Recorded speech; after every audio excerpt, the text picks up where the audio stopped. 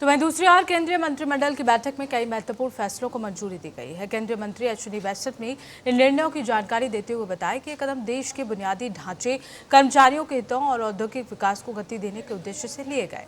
सबसे प्रमुख निर्णयों में भारत मैरीटाइम इंश्योरेंस पूल की स्थापना को मंजूरी शामिल है। वहीं शिपिंग सेक्टर को मजबूत बनाने और अंतर्राष्ट्रीय प्रतिबंधों के बीच बीमा सेवाओं की निरंतर उपलब्धता सुनिश्चित करने के लिए सरकार ने 12,980 करोड़ रुपए की संपूर्ण गारंटी प्रदान करने का फैसला किया, जबकि केंद्र सरकार के कर्मचारियों और पेंशन भोगियों को भी राहत दी गई है।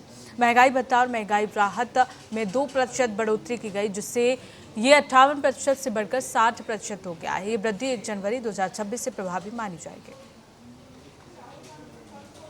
अगर हम देखें तो इंश्योरेंस का एक बड़ा फैक्टर जो इस वेस्ट एशिया कॉन्फ्लिक्ट के टाइम में समझ में आया दुनिया को कि इंश्योरर्स और री इंश्योरर्स वहां जाने वाले, वेस्ट एशिया में जाने वाले शिप्स को इंश्योर करने के लिए तैयार नहीं है।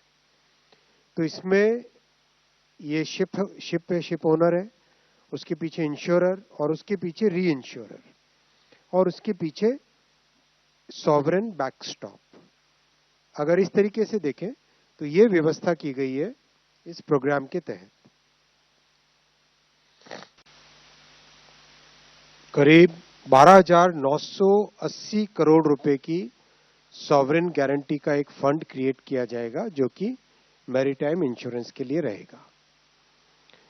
जितनी भी तरह की मैरीटाइम रिस्क्स हैं, हल, मशीनरी, कार्गो, पीएनआई, वॉर, इन सब को इससे कवर करेंगे। किन वेसल्स को हम कवर करेंगे? जो इंडिया फ्लैग्ड वेसल्स हैं, जो इंडिया कंट्रोल्ड वेसल्स हैं और जो भारत से या तो जिनका ओरिजिन है या डेस्टिनेशन है। और ये 10 साल का पीरियड रहेगा जिसमें 5 साल और एक्सटेंशन किया जा सकता है।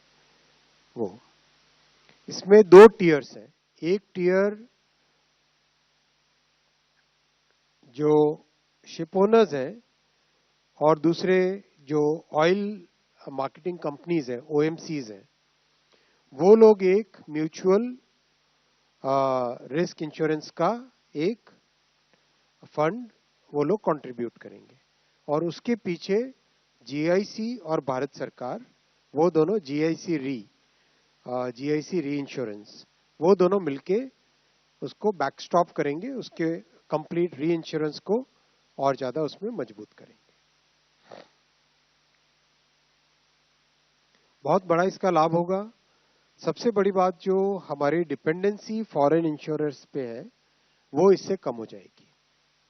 और जिस तरह से भारत की जीडीपी बढ़ रही है, भारत आगे आर्थिक दृष्टि से एक मजबूत ताकत की तरह उभर रहा है, तो हमारी मैरीटाइम ट्रेड बहुत बढ़ने वाली आने वाले समय में। उस हिसाब से भारत की तरफ से भी एक री इंश्योरेंस की सुविधा, एक री इंश्योरेंस की फैसिलिटी जरूरत थी।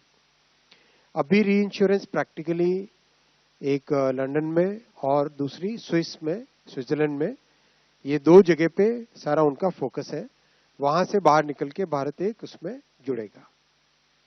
फॉरेक्स आउटगो भी बचेगा और बहुत जगह जो रेसिप्रोकल इंश्योरेंस कवरेज होती है